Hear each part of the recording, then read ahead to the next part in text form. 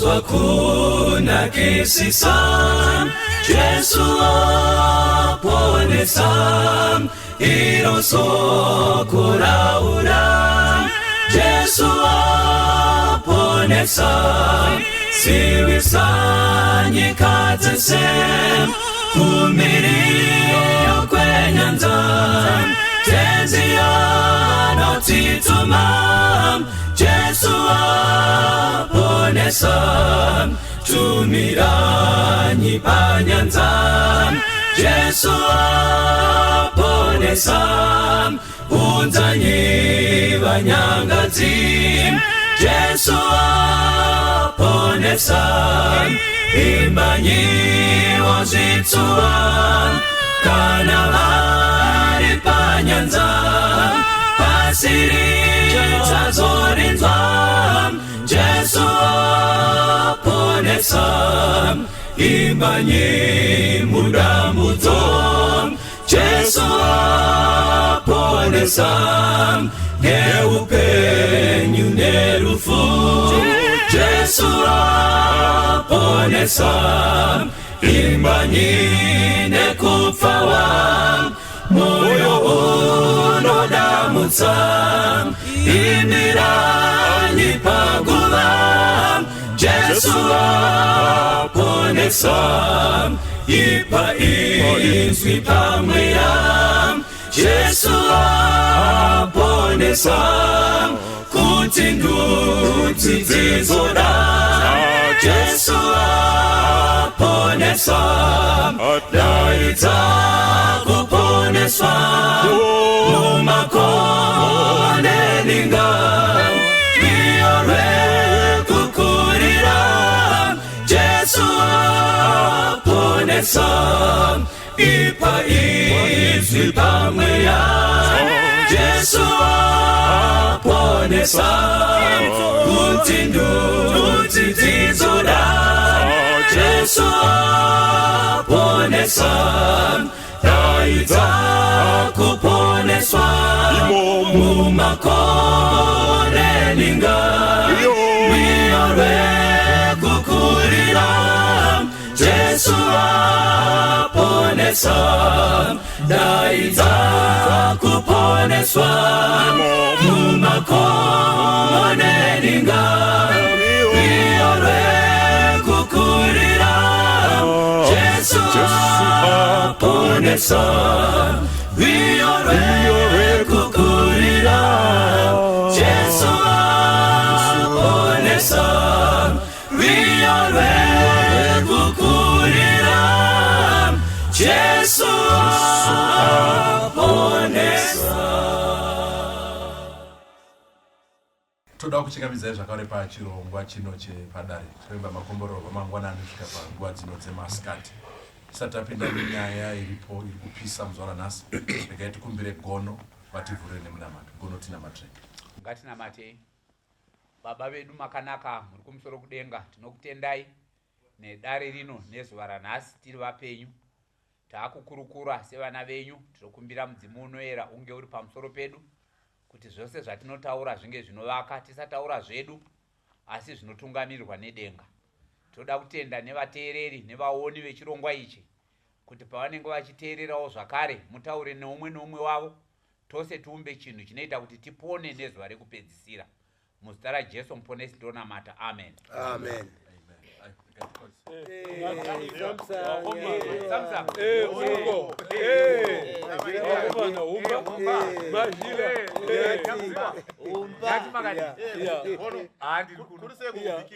Kubikita kuri right. Inyika nyorere. Magona. Mazuano. Kurukunaya. Gono kwasotereri chikwenda takadai. All right. Ndoda kukwazisai vateereri vechirongwa chepadare. Tisati takurukura nyaya yedu, ndoda kutenda kuti munoramba muchikurukura kwatiri, isi tichikurukurawo kwamuri.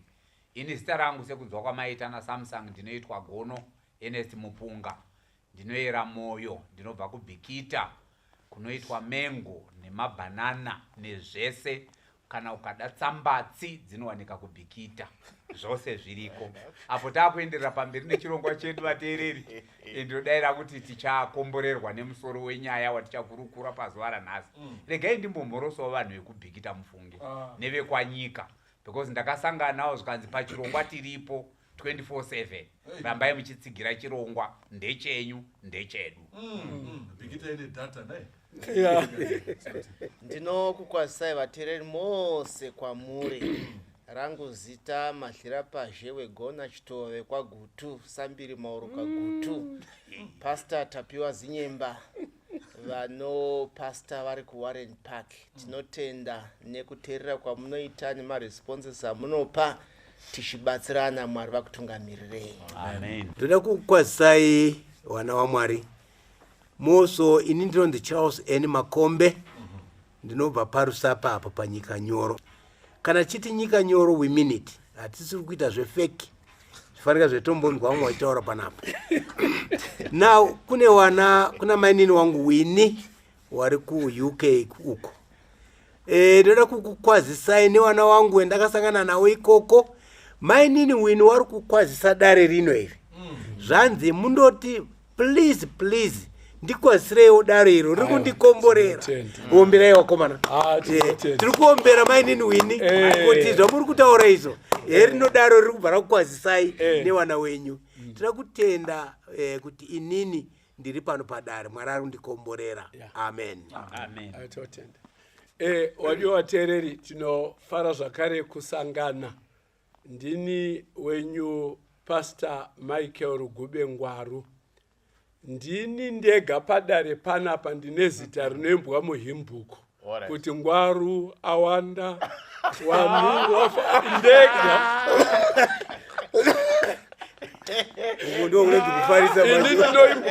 Ndinoimbwa muhimbuku ndega padare panapa. Tinobva pamabvazuva pedu apa pamutoko pamurewa apa ndo patinobva. Tina zisekuru redu Nohoreka, tiri Mabuja, Shumba Nyamuziwa. Ana Shumba meso uko, aiwa tinotenda. Tozotoona na Nyati newamuwo henyu atokuchingamidzai. Asi we Shumba ndizo. Makadini vateereri, ndoitwa Nyati. Gardeners kada ndosta rangu tobva parkwezapo. Mutunga gore Nyazura, Rusape, Nyika Nyoro. Hanzi nyika nyoro kunoirimwa tsenza. Mwari akuitire zvakanaka pamunenge muchiteerera. Ndoda kurangarirawo hama dzedu dzinoramba dzichitinyorera. Vanhu vamunonzwa vachikwaziswa pano, vanhu vaita feedback. Vanhu vataura kuti ndachiona chirongwa ndafungawo zvakati nezvakati pamusoro pechirongwa. Saka tokukurudzirai once in a while, batai any one of us and just give us your feedback, what you think, how we can tackle my titles manyowani. Mwari achikuitai zvakanaka. Amen. Amen. Tinotwa gospel umudoni. Nyika nyoro. Ndopindira pa Mandara Church. Ndinobva zvakare kwaRusape, nyika inodiwa naMwari. Kana takutaura zvehimbuku pese panonzi wana we Isa. Tisu takatanga nazvo. Kuti wana.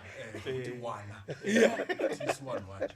Saka toda kutenda. Toda kubasa zvakare vanhu vari ku UK, vanataurwa Australia, all over the world vanoona chirongwa chino Mwari akuitira zvakanaka. Now, musoro wenyaya nhasi uri kutiwo akavaka ndisingazivi. Akavaka. Yes. Ndisingazivi. Koyo unogova ndiye imwe asingazivi. Yes. Will be the discussion. Yes. Kuvaka kwacho kwakamboipera. Kana kuti kuvakei. Yes. Ndo nyaya tinoda kuti titaure. Ndiani akavaka. Ndiani akavaka. Yakanaka. Ende inda kwakawakwa iwo singazivi. Akabvumidzwa nani akabvumidzwa nani kuti uvake mumasingazivi. Saka ndo nyaya tinge tinayo nhasi. Nyati tiverengere nyaya yedu yanhasi. Hanzi vadare ndibatsirewo kutsva kwendebvu varume vanodzimurana. My story goes like this.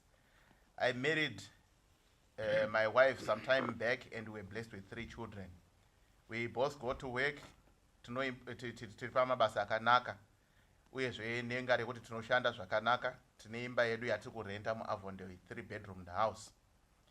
Nyaya yandinetsa yaita kuti ndinyore ndeyekuti ndakabata pfungwa yekuti mudzimai wangu ari kuvaka imba kunzvimbo yedziwa rasekwa. hama dzangu ndakarwadziwa pamoyo, ndoita sei ndibatsirewo.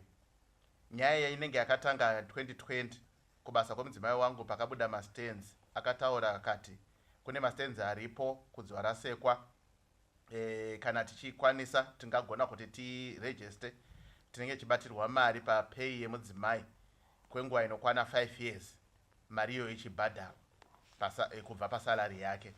Paakauya iye akanga achifara nepfungwa iyi, asi handina kufarira nzvimbo yaanga ari kuti tinundo wake kudziva rasekwa. Ndobva ndamutaura kuti hatingagona kuti timire sezvo tine mamazano. Chiri kungondishamisa ndechekuti kushure kwangu ndakazoziva kuti mudzimai akaenda kundoregister pfungwa iyi. Ndakaibata ndaona mufoni make paine anga ari kugadzira kumba uko kapenda, afona achida mari dzekuti atenge mapuranga ekupedzisa paroofing. Pandakamudaira akangotsanangura sekunge anga ari ngotaura nemunhu anga ari kutsvaka kuti ataure naye, akabva angotaura nyaya yacho yose. Ndo pandakaziva kuti mudzimai ane zvaanga ari kuita. Ndobva ndamubvunza, haana kuramba. Iye akatontaura mashoko akatondirwadza, akati ndakaziva kuti iwe wakaramba kuti tindovaka kudziva rasekwa, sezvo wakati haudi hako zvemarokesheni. Ini ndakafunga kuti ndakuvaka imba yangu. Naye varume apa ndoita sei? Apa ndiri kungofunga hangu kuti mudzimai wangu ane zvimwe zvaandirongera, kana kuti ari kuita preparation kuitira musi waari kufunga kuti azondisiye. Ari kuti anzi I am sorry, nothing more has happened mukati memba, kutaurana kwakutonetsa kusvikira nyaya iyi yagadziriswa. Ya. Saka zvanzi kutsva kwendebvu zveshu. Yakutoda watana nagone. Inoda watana shayo. Ngatikumbire mufundisi Pastor Z moti iverenge. Totenda regai titange kuverenga mapisarema 127 paverse ya 1. Right. Except the Lord build the house, they labor in vain that build it. Except the Lord keep the city, the watchman worketh but in vain. Yeah. Yeah. Tsanangura kamufundisi. Rikuti kudini vese. Aiwa. Iringori straightforward. Aiwa apa pari kungonzipo I think tikaisa pachena zviri kunzi imba haiwakwe nevene vayo, inotowakwa naMwari. Eyo ndo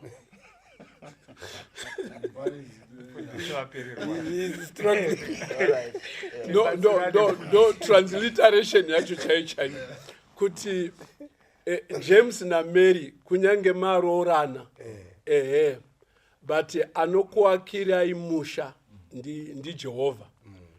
And Mwari kana achiwaka imba, Mwari vanowaka nemazano avo, vanowaka nenzira yavo. Are you getting the point? Vane ma-values nema-principles avo. Mwari vanoti iyo murume nemukadzi yanyama imwe chete. Saka na Mwari ari kuwaka musha wemarriage imwe chete, wemurume nemukadzi. Saka zvoda kubatana. God works in unity. God works in love. Haasenze mumasecret nemukuhwanda nekuita sei. Ari kusenza nevanhu vairi, ari kuwaka upenyu hwevanhu vairi. I don't know wadare wachatibatira kuti the idea yekuti the two are now one and God is the builder of homes, kuti inoshanda sei panyaya iyi. Ndiri nehango I want to think kuti kuhwandirana handi chinhu chakanyanyoti nakei tsekete pamberi paMwari. God would want us to be transparent, zvatiri kuita zvinge zviri pachena, because the builder is a perfect builder and is building lives, not only imba yezvidhina but Mwari ari kuwaka mwoyo neukama. Saka hatibike nyaya itione kuti pane ma-exceptions here to the rule, yekuti kana zvanetsa Mwari anogona kuwaka musha nemunhu one tombosiya mumwe wacho. I don't know, tichanzwa ananyati nanahomba kuti vanoti kudii panyaya nana mahira. Ngatange ndawafundisi, ngatangira pana Pastor Z. sekutaura kwaita Pastor Ngwaru, munyora ari kungoti mukavaka imba moga musinga include Mwari, muri kuvaka pasi. Amen. Saka ndoda kucheka neava vanyora kuti pavakavaka vakakumbira Jehovha kuisa plan apa kuti Mwari tafunga kuvaka imba, takuita ground breaking mese muripo, titungamirirei. Saka zvakafamba sekudaro here. Saka ndoona sekuti havana kuwirirana, hapana kuva nefamily unit pakati pababa naamai. Mubvunzo wandingapa kuna baba imi mabvunza ndewekuti mai pavakauya nezano rekuti muvake, ko imiwo makarambireiwo? Pamwezvo zvakakonzeresa kuti mai vati mukana wandaona uyu ndikasiya hatizouwani zvakare. Saka tinogona kuconcluda in course kuti imba yakavakwa iyi but yakavakwa pasina Jehovha. Pane maki yamakapotsa mukati mebhaibheri. Saka ngatikurukure. takuivhurira manje tadenwa asi kudenwa tadenwa but anyway atikonzwe gono. Ndofunga nyaya yatiri kudhila nayo vhesi I think rava clear raexplainwa nevafundi. Regai tichipinda tichibva ikoko takuenda mberi nenyaya. Murume uyo ari kungoti mukadzi avaka imba ndisingazivi. Saka ndazozvidiscover atobata secret yanga yasingafanirwi kuziva. And mukadzi apindura kuti imba yacho ndeyangu. Saka ndofunga kana taakubata nyaya yemurume uyu pane nyaya dzakawanda dzekuti munogona kusiyana pfungwa.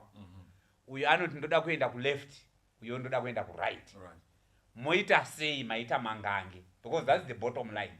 Uyu angoti iwe waramba, whether waramba because kudziva resekwa kana dai kwakuri kuMount Pleasant ndaigona kungoramba futi kuti kunodhura hatisati ane mari. Murume womukadzi wobva afunga kuti aiwa, this is the chance that we have. Toita sei paita mangange pakati pemukadzi nemurume panyaya yekuvaka imba. Saka issue yakangoitika apa ndeyekuti mukadzi akaenderera mberi because ati tese tine mabasa ari right. Saka financially we are poor. And mukadzi anokuziva kuti nemari yake obviously kana yanga iri chibatwa pasalary, I don't think kuti uyu aizofonera mukadzi kuti chiunzai mapuranga erufu.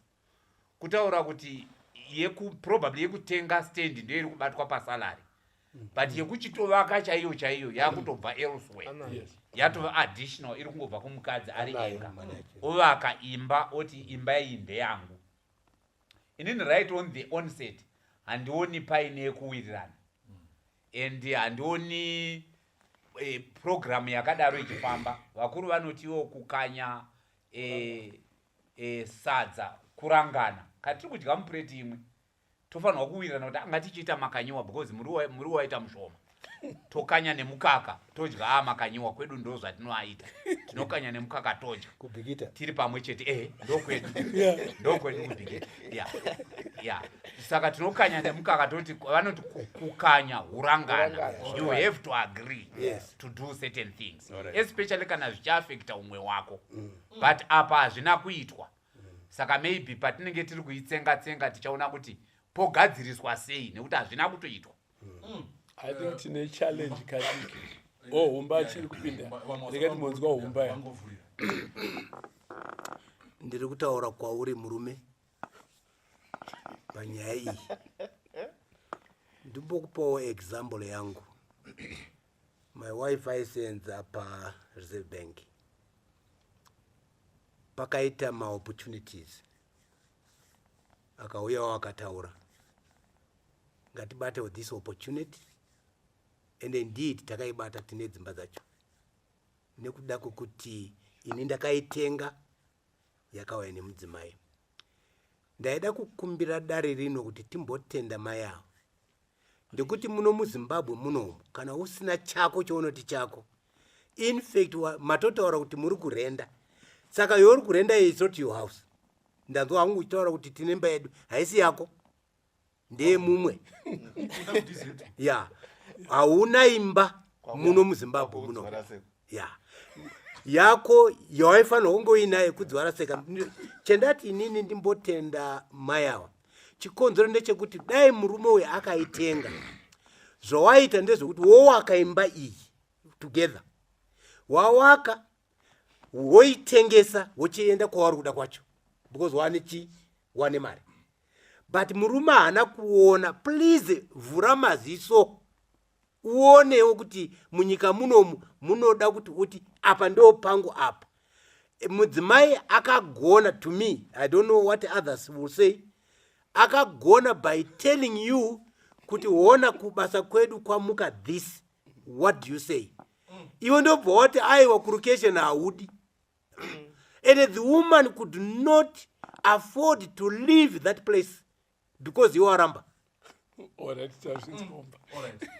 Mavura umbane neimwe engo. Mambo dari ruombere because takatosiyana maonero. Maramba kuombera. Aiwa kuna usondipaka mukano wako. Akatiombere yako. Tunatenda mukadzi. Mai makagona tane musha. Tochigadzirisa kubva. Tikadzingwa na landlord, tinoenda kudzwarasekwa. Correct. Okay. Saka muri tuma wirira. Ndosaka ndimaombera muri tu. Kwe marambire. Imimi Aiwa ngatiri kutonga yekuramba. Ngatitaure nyaya iri padare. Because aisati yatanga nyaya. Hati mbepike. Yati vurai. Ndozo yapa ndozodzoka pamuri mfundisi. Ya waombera vane mushanani. Paita mushaka kudzwarasekwa. Aiwa akachimupai nyata. Aiwa kune musha, paita musha. Imipinda munyaya tichauya tikuya. Alright, I think kuti baba vane mibvunzo mizhinji iri musoro. I think kuti pachando discussa pamwe pacho discuss around my financial models edzimba. But I like thinking yangena umba hayo to some extent. Umba vari kutaura kuti changa chiri important is for the family to have a place it is sure that they own. Correct. Given. We agree. I think kuti maybe Charles ungonetsa inyaya dzeheadship dzekutungamira and kuwirirana as we do certain things. Because it's good kuti we are talking about it iri yakaita sezvairi. Asidai kuti mai ava vanga discover kuti baba ava vari kuwaka imba elsewhere undeclared. I think we would have a very different thinking around how we are tackling this. Clearly, the text yawerengwa yati kana Jehovah asingavake imba vavake vanovaka pasina. Ende kuvakwa kwankuri kutaurwa pastor wazotsanangurawo kuti kuvakwa kwacho may not necessarily be physical brick. Musha uri kuvakwa as in a home. Uri kuvakwa naJehovah. The concept yekuti hukama exactly. Murume nemudzimai vaiswa pamwe chete naJehovah. And because God has put them together, the thinking and the desire is to going forward together, they plan together. Where they differ, they will find a time to conciliate and then go ahead together. When they're divided, yes, we will get assets, but you will lose the husband in the process. Second, I think it may be particular discuss how we want to share and just understand. Sometimes, of course, whilst we will get a lot of things and we become rich, but it's not going to share meaning when we have lost the greater and the more important things of life.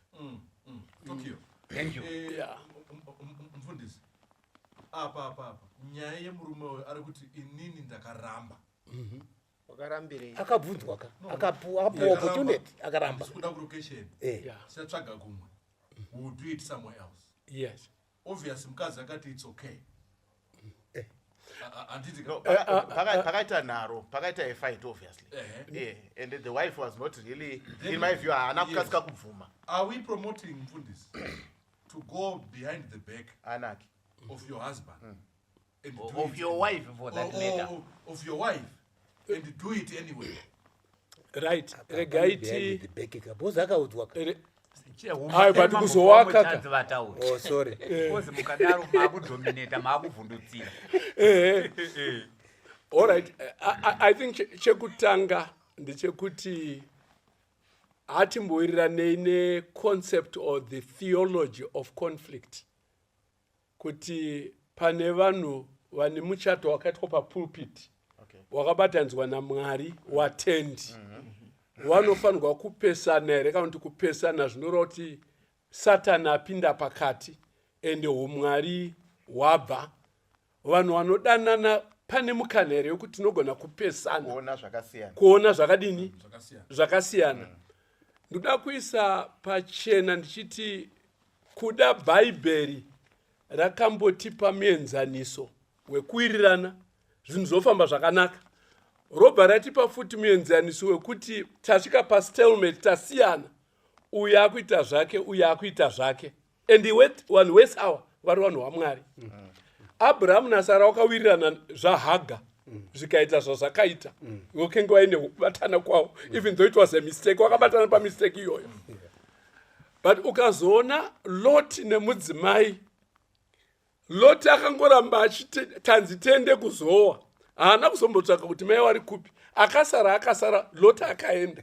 Saka munogona kuva ne different ways of how to approach the same thing. Loti akaenda, mai wakasara. Tina Abigail, zvamuri kutaura kuti unogona here kuita nerweseri. Abigail akatonyatsorowa nerweseri.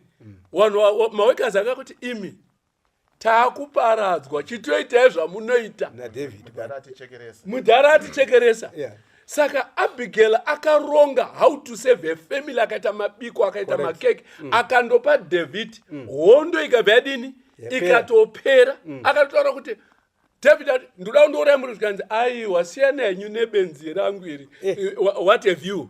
Saka she managed that situation. So there are times, I may not say in this particular case, but I want to tell you that there are times when a husband may have to go this direction and a woman may have to go this direction because we are not seeing eye to eye on this particular thing.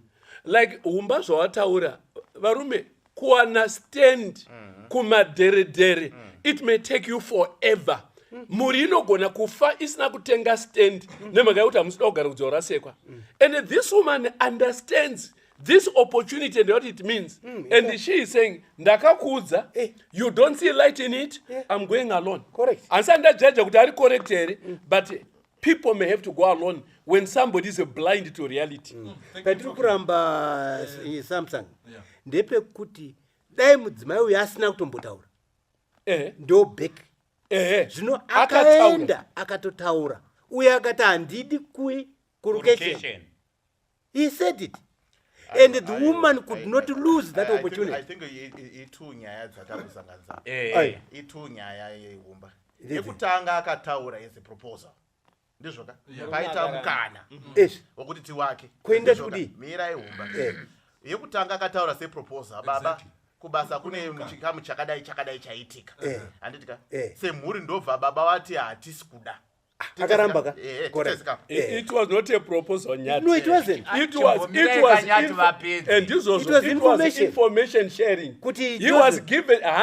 This woman is not looking for permission. No. She's giving information. We have a problem. So we have a problem. We have even a bigger problem. Yeah. Because Padare havasi kunzwisa nyaya. Aiwa tiri kunzwisa. Ndoda kubvunza mubvunzo. Titora mukati mebhaibheri. Vaefeso 5 verse 22 na 23. Wives, submit yourselves unto your own husbands as unto the Lord. Imi vakadzi zvise pasi pevarume venyu sezvamunozviita kuna Kristu. Verse 23, for the husband is the head of the wife, even as Christ is the head of the church, and he is the savior of the body. Saka mubvunzo wenyu ndokuti izvo ndanzwa mukomangwari muchiti akaita zvakanaka. Akaita zvakanaka mukadzi aita zvakanaka. But kamurume akati hazviite, handidi kurukesheni. Iye shozhonoko oenda onovaka kurukesheni. Saka chakanaka kuroja musina imba. Aiwa chakanaka ndechipi kuroja kwavondel musina imba, hamuna stand, hamuna plot, hamuna zvamii nazvo. Uyu oti rega tiite chakanaka ndechipi papo. Imimi munoda here kuti maiguru vasakuteerera imimi. Mati zvazviite maiguru oti shozhonoko kusere ndakutonozviita munonzwa sei? Ndakambotaura pano Padare panapa. Tichitenga stand kuRido Ridge. Ndakati taakutenga plot 1 stand ishi. Eyo mai wachibva waenda kuna Chigogora. Wakati aiwa itadziite mbiri. Ndikati dzinogoita mbiri sei isinogona 1. Mai wakati aiwa ngadziite 2 chete. At that point, tikakakawara pamberi pachigogora, my wife had an upper hand. We ended up buying those 2 stands. Correct. Today, as I sit here, Yeah. that was the best decision that she ever made. There you are. Saka munotaka tadza papi. aiwa muri kuona here pane ngatibate nyaya sezvairi. I think having differed apapa inini pandiri kuagreeya nemi ndepekuti initially vaita disagree havana kuda kuzoona common ground, and it seems like mazvake from there onwards. Exactly. Because ngatirege, yes, the idea togona kusiyana papfungwa initially kuti ndoda kuvaka imba kumadherodhero, handisi kuda kuvaka imba kumadherodhero. Ko kuzochiinforma murume wake that I'm going ahead and I'm doing it. Uyo ari kuti ndakatozozvibatawo nefoni by mistake. And then pandakamubvunza, I would have expected an answer. No, I decided to go ahead because we had discussed this and so forth and so on. But that's what she said. No, the answer is very rude. Yekuti? The answer is very rude. Ari kuti hanzi ndakaona kuti iwa haudi zvekumadheredhero. Correct answer. Hakudeka. Akuimba imba yake. Nai sekuru. Tikadaro manje makushandisa violence kutonga nyaya. Ngatitarisei both sides of the coin so that tibatsire vanhu ava. Because we are kutaura kuti inini zvakaitwa nemukadzi zvakandishatirisa nekuti akaenda go ahead on mining. Kana tapedza point yekuti okay, sorry muchinda wakakanganisa pakuti wakarambirei idea yakanga yauya nemukadzi. Tobva ipapo tomuvha toona kuti what do we do next. Exactly. So that we can help the person. Otherwise if we dwell paissue yekungoti stand yaifanirwa kuvakwa, yes munhu wese anoda property, haana kuramba kuti handidi property, but chaanga achida a different location for that property. He was not ready for that. Ekatibatsirane panapa. Ndruka pamurumba. Okay. Mukaverenga nyati pamaverenga nyati. Kwekupedzisira murume uyu paanovhunza kuti ko ndizvo here izvi. Response yake ine rafu. Yes. Murume mukadzi. Because mukadzi manje akutoti ndiyangu. Ndiyake. Aiwa akaramba kauyi akuchiwakira ari kuzviwakira. I think kana takutodaroka we atichavaka manje. Takutopunza imba iyi. Right. Hapana ari kudispute value yestand. Exactly. Right. Hakuna ari kudispute value yemba. And hakuna ari blind to my situations in Zimbabwe. Kuti this is an opportunity that may quickly go away. We are aware of that. But I think the interrogation is about how a home is run. No pane interrogation, no pane debate, no discussion. The pain area in Babawa vari kubva from an orientation yekuti kana tiri mukati memhuri zvinhu zvikaunzwa mudare ende tikakataita stalemate. I remember pane imwe discussion yatakatoita iyo nyamuziva yava ndo nyatoti kana taita stalemate, there's someone who makes the final decision. And the final decision ndibaba anga atogara pana kanyamuziva musi wacho aiwa will I ever say that? aiwa no okay mbondipewa umukana nyaya yataurwa nasekuru chimbondipewa umukana puwa akataura nyaya yataurwa nasekuru vapa example yavo nambuya vachiti takawana stand and my wife told me and I bought into it. That's ideal. Everyone anowana ma opportunities. Yaigona kuuya nemi yakauya nambuya, you bought into it.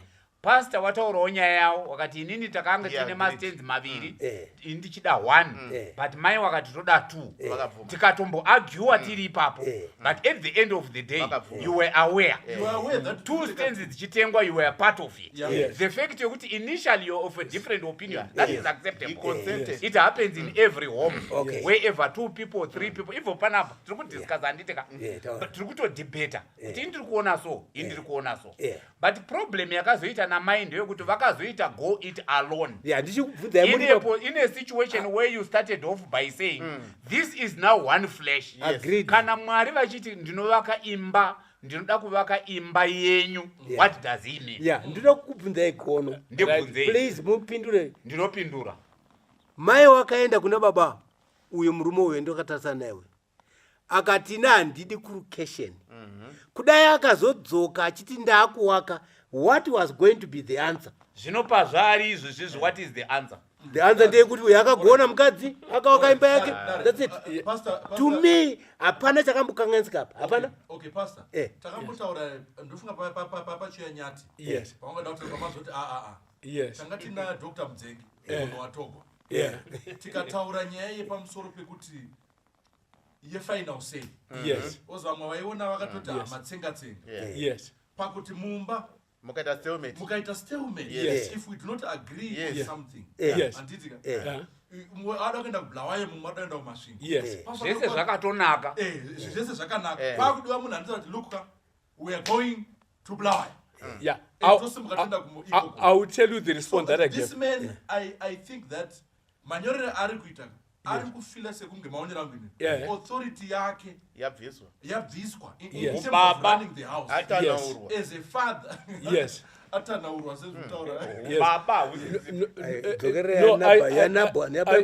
I appreciate angle ya muri kuuya nayo. If you remember the discussion yatakaita kuti who makes the final say. Ndakataura inini kuti tinotongwa the law of the highest good. The one who is representing goodness and the progress makes the final decision. Correct. Because this is where progress is. Saka imimi mukada kuya nenyaya yekuti muhupenyu it's only authority that matters. So other things do not matter. No. Atite progress mudzimba. Hakuna. Adzite. Saka it's not always given kuti decision ya baba nekuti ndi baba iri final and ineta matter. I think ibaba tinenge tadini tinenge tairasa. Although I want to agree in case vatereri yo tinogona kunge takukurasai kana kuti kudini, please let us find you. Here is where we are. Idi kuti mai wakazoita nerweseri baba wasingaziwe, we cannot condone that. Thank you. Sedare. We cannot condone that. But samaita regaindise point pachena. I think tirite naumba regaindise point pachena. There are times when we don't go by the book. Each couple inozio ukaona usingaudzwe mudzimai wako anokuziva. Anyazokuzwa kuti dai takataura nyaya iyi. No, ngatize pachena. If Abigail had told Nabal kuti ndiri kubika makeke kundopa David, what could have happened? It's conflict and nekupesana does not always mean I'm defying authority. No. I am managing you, I know you. Teacher spend the whole day tiri kurwisana kuti dzwara sekwa here, kumbe brain here, kuchinyi tisinga wakeimba. Saka madzimai zvese pasi parume wenyu according to the highest good. To the law of the highest good. Yeah. Do yeah the new reading it. No. I dispute. Inzwai watereri munoerenga Bible. Inzwai watereri wanoerenga Bible. Wa Ephesus 6 verse 1 and 2 inoti eyo vana kuzaya wabereko wenyu munashe nekuti ndo murayiro unochinyi unezvipikirwa. Hanzi vakudzei munani? Munashe. So when you go against good and ideal, even though we in authority, we can go against you. But life is never structured that way. What do you mean? Yeah, what do you mean? Life is never like that. What black do you and mean? white. No, it's not black and white. Look, muruona zvikuitika mufundisika. Imi murukuti if there is an argument in the home, the law of the highest good, you know it precedence. And it was a let's go into a home setting. And if a discussion. Choose what is good and what is bad. No, but to yaipa hapo mfundisi. Kuti zvamuto ita izvezvo ini nditori good, imutori good. Yes, exactly. Ini nditori good maonera angu, nditori right. Imutori all right. Saka pamuri kuti mimi how do we move forward? Chisanangura how we move forward. Imuri good, ndiri good. All right. Mina tibasira ni inzwai watereri ati mbosiyana newawa. Inzwai watereri. Mayawa wakaita chinhu chiri noble. Kuti iwo wari kugadzirira muri. Kana wachiti ndeyangu wari kuti because iwewe hausiri part of that. And I wouldn't have missed that opportunity. That's what I mean. Let's be very clear on normally. Tiri panapa. Imi mkatege ufurirana panapa. Mukadzi uyu akaita chinhu chakanaka to me. Iwewe mira. Iwewe murume iwewe wanyora tsamba iyi. Iwewe wanyora tsamba iyi. Please go and reconcile nemudzimai wako. That's my advice. because akaita chinhu chakanaka ende iwe uri kungoita miende kuti tinemba imba ndiri kuti ndaripeta ndakuripita ndambotaura hausiri yako imba uri kuroja muno umu you need a stand and this woman akagona kutsvaga a stand for the family. Reketinde pana Nyati ndasi bhora ranya notambirwa pana Humba na Nyamuziwa. Asi kubhikita renge riri serious. Okay, inini ndandoda kuti ti discuss. I think ndopa mpari kubva some of the debate yatinge tinayo around individuality yemunhu in a marriage, in a marital setup. I think with Pastor Ngwaru ndopa wangwari very strong anapo kuti whilst a person is married, they essentially do not lose their identity as an individual component of that marriage. The question is, how then do we create a balance between the individuality concept and the individualism? Because individualism threatens harmony.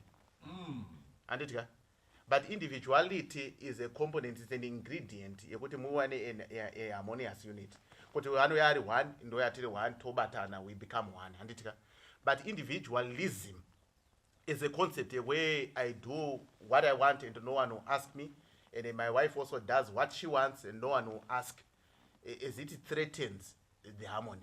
We need now, I think, to create a balance between those two concepts, individuality and individualism. Let me support that. A guy, this support pani concept inowanzofarirwa naNyati andakambotaura. Inoti you, me, and us. Are you getting the point?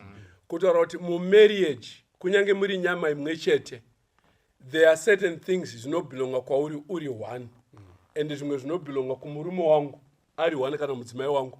And then kozoita issues of commonwealth.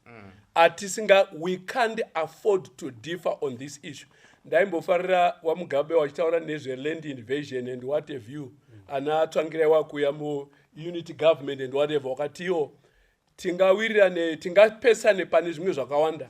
But on the question of land we cannot afford to differ. Correct. Saka ndiri kuti nini chinhu chakaita sema physical assets where we are now dealing nekuwakwa kwemusha. That is us as far as I'm concerned. Hongu mudzimai ari kuti ndeyangu kubasa ndakawana facility. But when it comes to immovable property, zviri nani ndoda kudzokera kuna Gono na Nyati. Idi zviri nani kutaura murume kuti babaka ndiri kuwaka imba yedu ndozoti hamusi kuda asi ndiri kuda kubudira pachena in case munoshaura kuti mari yaenda kupi ndiri kuwaka imba yedu nemhaka yezvikonzero operational reasons zvekuti kuti uite wakawanda even you know bad intentions even if the results are good does not make it any better. You get the point. Saka I think Mai needed to have actually come on the table and take the risk yekuti hauskudaka but look murume wangu I want you to not kuwaka imba and inini semudzimai wakoka I cannot afford kurocha upenyu hwedu tine facility inogona kutibetsera obuda pachena. So part of managing the family is even if there is potential ningirikini conflict and whatever asingati kuti transparency is always the guiding rule of thumb in managing my families. Maybe let me ask it differently.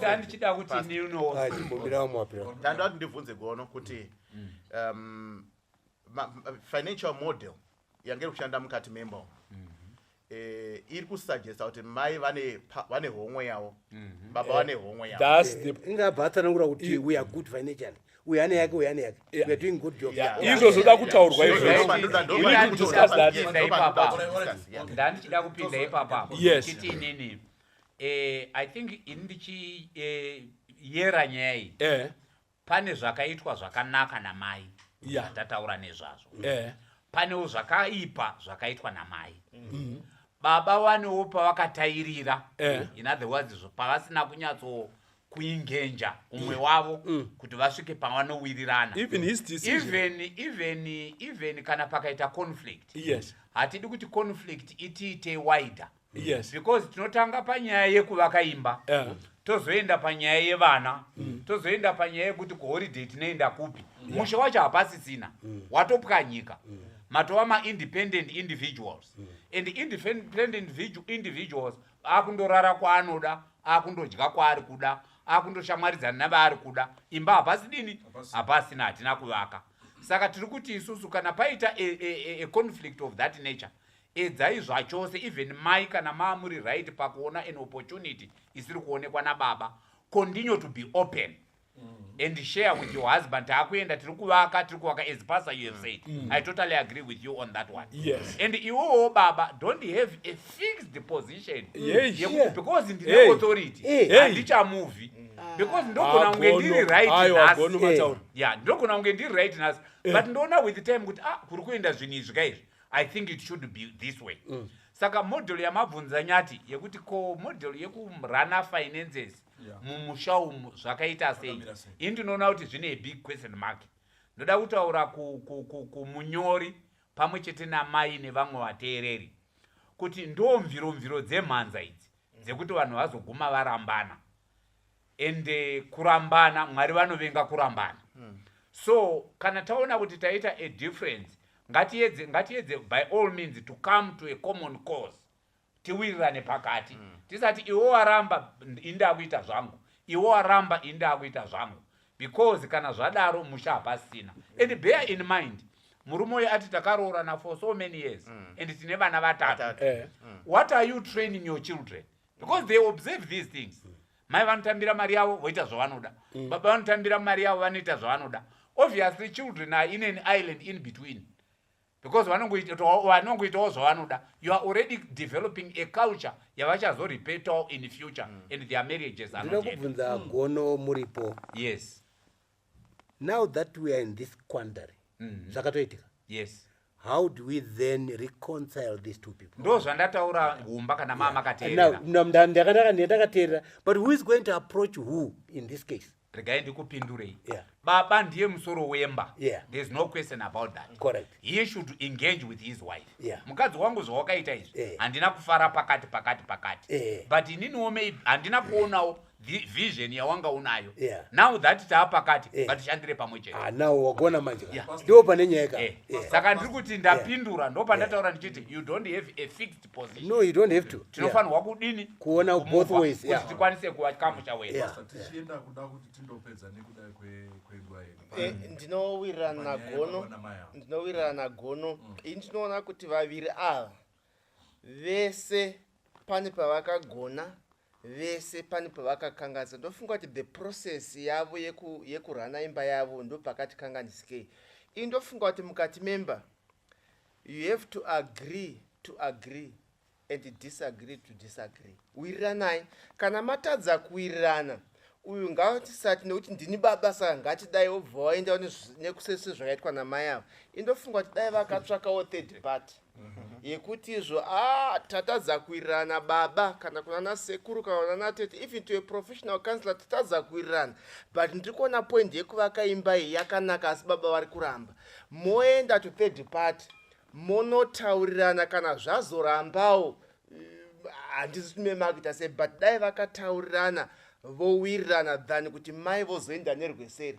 Ndowirirana nemi varume kutengwa kuvakwa kweimba kwakanaka, but mavakirwo akaitwa namai ndo handisingawirirani nazvo, asi imba yakadi imba yakanaka. Saka apa because tichienda kuma solutions tatoona imba yacho toita sei. Imba yapo. Imba yakatovakwa. Yes. Yakutopera in fact. What advice should we be giving to this man? All right. I have one advice. Tichazopinda ipapo. Inini advice yandina ndeyekuti vaimatokokota nezvenyu zvese ipapo. Advice yandingapa panapa ndeyekuti sometimes ngatisiyanisei rudo nema-issues. Rudo nema-issues. Kana tiri kunetsana padecision yekutenga mota kana kutenga imba, it has nothing to do with tiri baba namai here, are we husband and wife. Saka rudo rwedu ngarurambuke rwuripo. Even though tiri kusiyana panyaya iyi. Mai kunewe shamwari wanyora tsambai. handisi kuona mudzimai achiti handichadi wana wangu, handichadi murume wangu, handichada imba, ndauda kundogara ndega kudziwa rasekwa. I think ari kungodhila nenyaya yesecurity, ane mafears ake ari kuhandla, and for better or worse, she may have made a poor decision or a poor way of handling my concerns ake. But I think mukadzi wako, wana wako, you cannot take the risk yekuti saka ndoputsa imba here nekuti kune imba yezvidhina. Imba yemwoyo yatingitaura iyai, the inowakwa naMwari, that relationship ngairambe iri intact. See how you can accommodate. Why not simply look at this positively? Just move from the negative way of looking at it and see what you think your wife did good and celebrate that. Now manemba kudziwa rasekwa, chigarai kana imba yoyeyo uchinyatsoziwa hako kuti unemwe plan yekuzowaka imba kuri nani. You can use imba yekudziwa rasekwa as a seed investment inogona kuzofinance the other ningiri. But the good thing is pane imba, mane property, you can sell it and go kwa murikuda. But I think from now going forward, chitauranai chiwiranai on how to move forward. Munemba, mune marriage, mune vana, mune rudo, stick to that. Correct.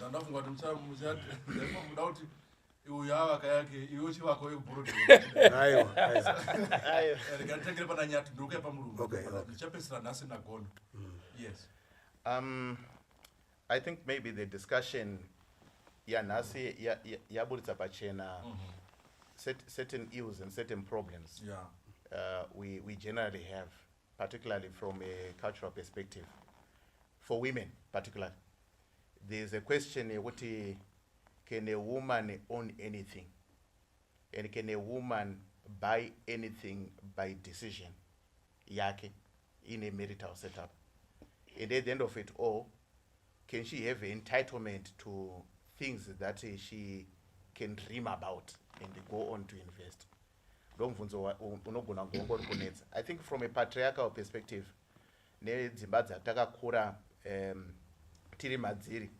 what we have known is kuti baba nyati vakarora kwa matemai. Mudzimai wavo paakatobva ikoko akatoya for better of mukati member yekwatsikada. And my decisions akanaka, my decisions akaipa arikuitwa mumba yekwatsikada arikuitwa under the mundane and the leadership yababa kupata kwao nekungwara kwao. Do yangeri cultural setup. But I think the discussion yanasi irikuita query and ask kuti, what if there is a better decision out there? And what if baba is not seen, it is seen as something that I'm saying kurukuya shumba baba ariku nanga kune shumba andigonere ku semudzimai andigonere kumhanya pamberi noti baba ngatitsauke kune shumba iri kuya kumberi. I think that's the question yangeri very topical. Maybe pamwe in closing vangwari wataura wakazendama zvakanyanya kuna baba kuti wona the good. I want to also say to the couple, they also need to interrogate what is important. I always come to that. What is important and what is good. Bible Toto Verenga teaches us and says that we can gain everything. But sometimes when we gain everything at the expense of things that we are accruing those things for, open actually becomes meaningless. So I think there's a balance that we need to create, and just to give caution, the idea and the concept was right. But if it was as good as we think it was, then there was no need to hide anything. It could have been declared publicly and openly. In fact, kana wakutovaka usiri kudeclare zvinoita kuti paite kamubvunzo kuti who's sponsoring madzi acho zvokuita sei mibvunzo inoita sei inowanda. But when you then declare it and say, look, we have failed to agree on this concept, but I've, out of good conscience, if we continue to then invest in property, but you know where my money is going. And I think when we do that, we are saying we can differ, but in our differences, let's declare we are different. Then in our differences, I will still go ahead to do whatever I want without your knowledge or whatever. So my marital setups are responsibility ne-accountability. Baba vari accountable kuna mai, mai vari accountable kuna baba. Baba vari responsible for the wellness and the welfare yemhuri. Mai also responsible for the harmony yemukati membomo. So each one of them should then interrogate the decision making on the basis of that. Thank you. Thank you. Umba. Ndoda kubatsirana nemurume uyu. While I hear what all they are saying. Kune word rekuchirungu rinonzi words are the tools of a speech. Makamboinzwa? Words are the tools of a speech. Which does not really happen on the ground. So ndikuti kuna babawa imba yawapo. Let's not beat about the bush. That house is there. Ndirikuti kwauri, sit down with your wife, see where you made a mistake, see where your wife has made a mistake. Ndadaya contribution yetu na pastor yekuti that house should not separate you from your love. Imba yakamira yoga.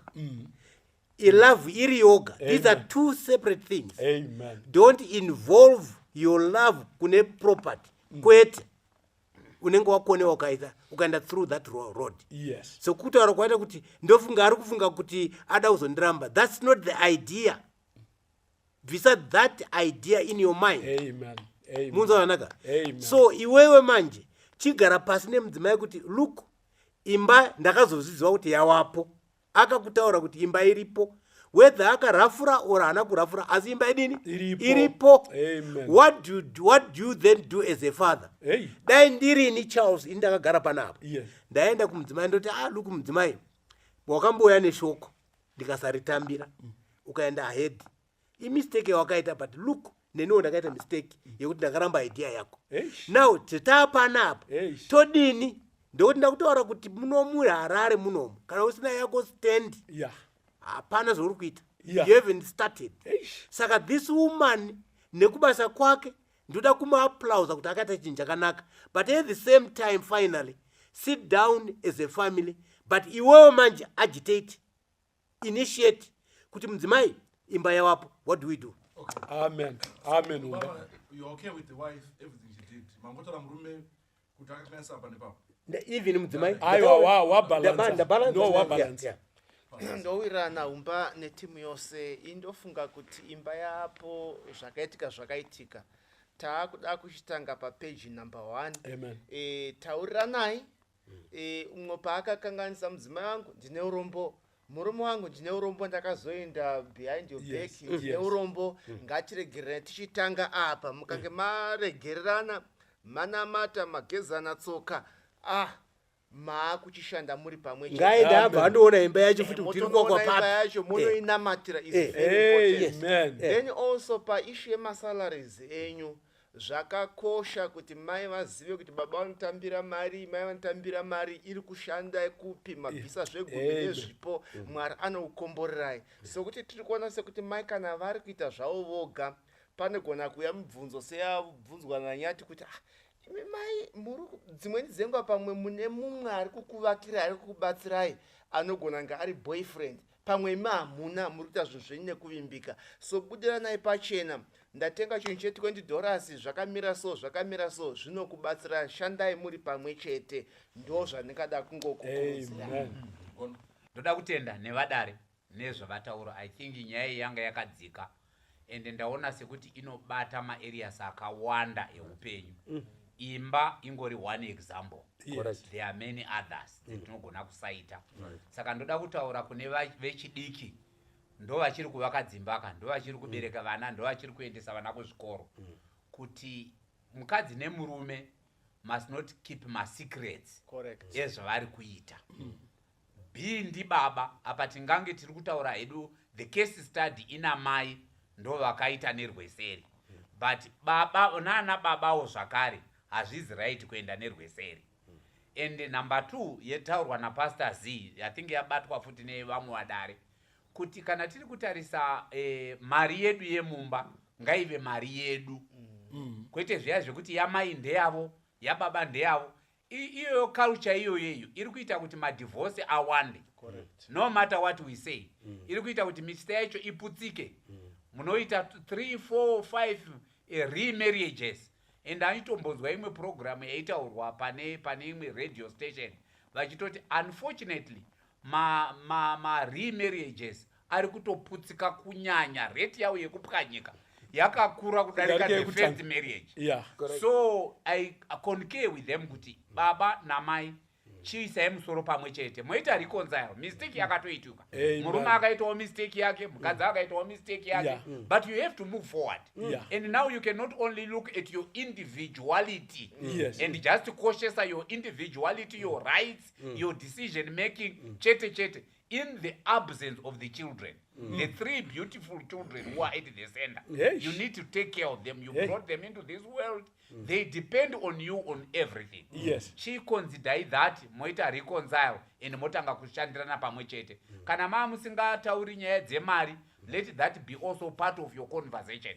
Because mari inoita kuti zvinhu zviendeke. Ma decisions aitwe, ma projects are implemented. Saka ndinoda kuti Mwari vakukomborerei, we hope takwenya pari kuvava chaipo kuti zvawataura murume kuti ndoita sei nepandari apa, isu tiri kuti dzoka undotaurana nemudzimai wako. Iwo mudzimai chiregawo kungoramba ungori kuti inga makaramba, inga makadai. We all make mistakes. There is no angel in the marriage. The husband is not an angel. The wife is not an angel. Move ahead as one. Thank you. Amen. Go no. Aiwa. Azaonekwa sure. Akavaka Ndisingazivi. Yes. We hope that we put in some solutions in this issue. No gonna get kwenyu kwa ingezi nyeko waka, but there are issues that we are zamuru kusangana nazo. Let's always try to come together. Kumtarisana chaiko mwangu notona kuti I think murume wangu panyaya dzaana brain. Kana mukadzi wangu apa haana brain kanditendeka. At the end of the day we will need each other. So let's work together. This is why Dare Ripo. Thank you so much for watching. Chakumbira mfundisi mutivarene mama. Katina Matei, kuna baba vedu vari kudenga tinokutendai neupenyu hwamatipa tigotenda zvakare nehurukuro yaitwa yekuedza kuvaka dzimhuri tiri Padare. Toda kuvimba nekutenda kuti vakanyora vabatsirika vasivo voga. Kune mazhinji maissues mazhinji anoitwa mukati medzimba, umwe neumwe achiita zvake. Asi Jehovha tinovimba nekutenda kuti makati mukadzi nemurume kana varoorana yava nyama imwe chete. Chitibatsiraiwo tose kunyange nevePadare tishande tiri pamwe chete. Tinoshuvira kuti tanzwa izvi tagadzirisa izvi mutirangariro mushe wekudenga. Kukumbira kwedu tichipota nezita ramuponesi Jesu oga nekusingaperi. Amen. Amen. Aiwa, zvaonekwa. Nyaya yake yakatoma ke. Rimwe zuva tichabva munyika, isu takananga kudenga tanunurwa naJesu muponesi, tichapururuka tiende.